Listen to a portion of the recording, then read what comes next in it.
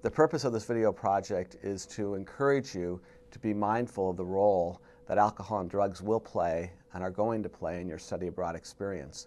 We're hopeful that by watching this and engaging in discussion with your peers and those who accompany you on the study abroad experience, that you will be able to minimize the risk and harm associated with alcohol and drugs and maximize your enjoyment of the culture you'll be in and the entire experience.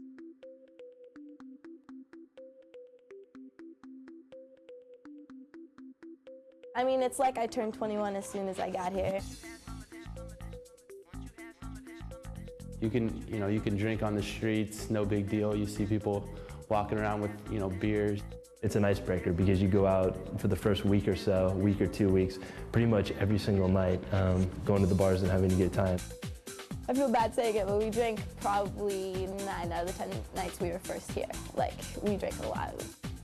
When I came over here, I expected there to be a lot of drinking, and I would say that once I got here, there was probably even more than I had actually expected.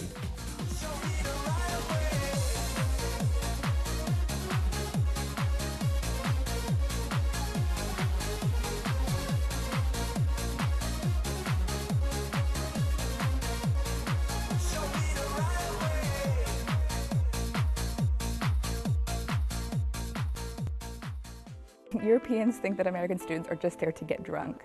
A common comment I would hear from native Italians was that you could always tell who the Americans were because they were the loud ones, stumbling on the cobblestones at 2 in the morning. The Germans must see us as very loud, obnoxious. We drink a lot and make a lot of noise when we do it. Just calling attention to yourself in such a negative manner as being the drunk Americans at 2 in the morning can really gain negative attention and makes you, I think, more of a target for possible negative consequences. We've had people in our group that got pickpocketed, and they were saying, I just didn't even realize at all, just because I was kind of out of it. I had no idea what was going on. And I didn't realize till later that, my passport was stolen, my wallet was stolen right out of my purse that I was wearing the entire time.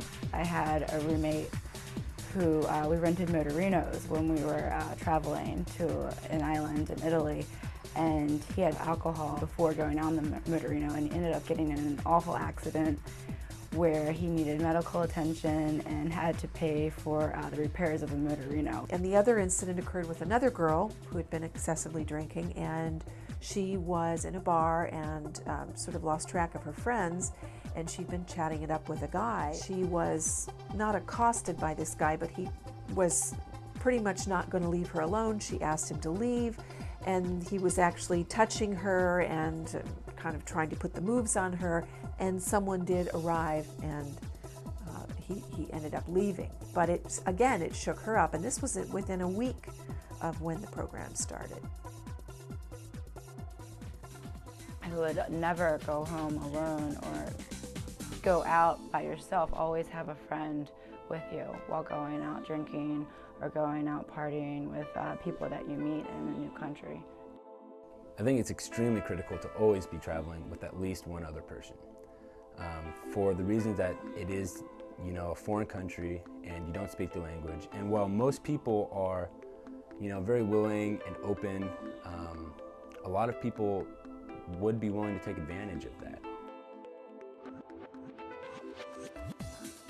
Drinking, alcohol, consuming, experimentation is definitely part of the culture, especially studying abroad in Italy. But I found that with many of my roommates, they would be missing classes, missing buses to go on trips, really not being so consumed by dealing with the consequences of their overconsumption that they weren't able to take part in the experience of living in Florence. Sure, alcohol does play a big part in daily life.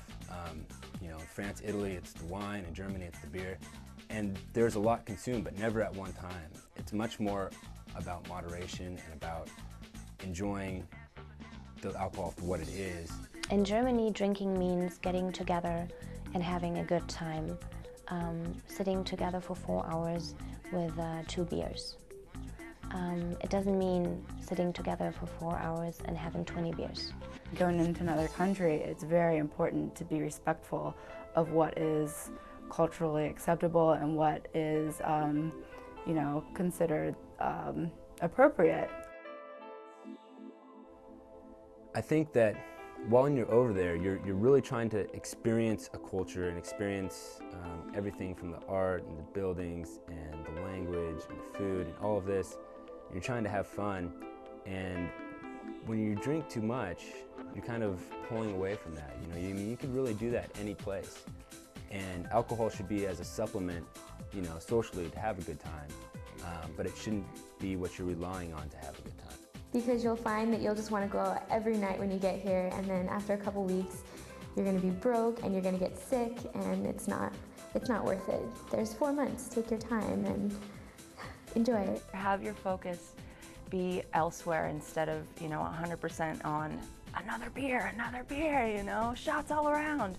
Which, granted, that is fun sometimes, but just make sure that, you know, there's a part of your brain that is staying conscious about being responsible. About all of it. I keep it in moderation, and we go out and have a good time too. Have fun, don't ruin your fun by drinking too much, which definitely happens. Don't go out and just party so crazy you're not going to remember the night, you know, just go out and have a good time and be able to talk to some people and learn from them is what they'll learn from you. We hope that this video presentation has given you a heads up, made you more aware and mindful of the role that alcohol can play in the study abroad experience. As you leave this presentation, we're hopeful that you will begin to formulate a plan. Think about how you want alcohol to impact your study abroad experience. Know that you want to maximize your experience of the culture. You don't want to miss out on any of the fun things that are going on. The choice is ultimately yours.